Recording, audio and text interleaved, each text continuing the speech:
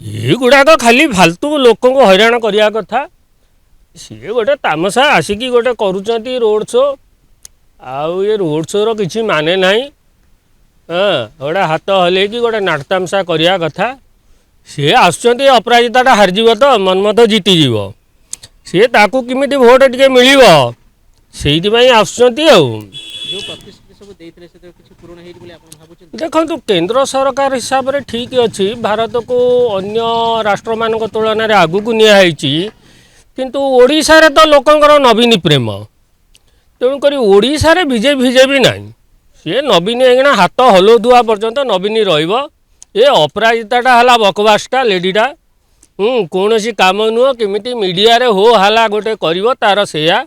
ନହେଲେ ଇଏ କ୍ୟାମେରା ଆଗରେ ଟିକେ ଦ୍ୱିପଦ କହିବ, ସେଇଥିପାଇଁ ସେ ସବୁ କରେ ନାଟ ତାମସା। ଅଦରୱାଇଜ୍ ମୁଁ ଭୋଟର ହିସାବରେ କହିବି ବିଜେଡ଼ି ସରକାର ଭଲ ସରକାର।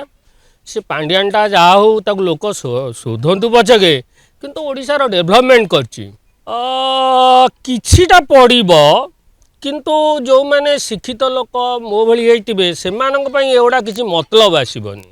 ଏଗୁଡ଼ା ସବୁ ବକୱାସ।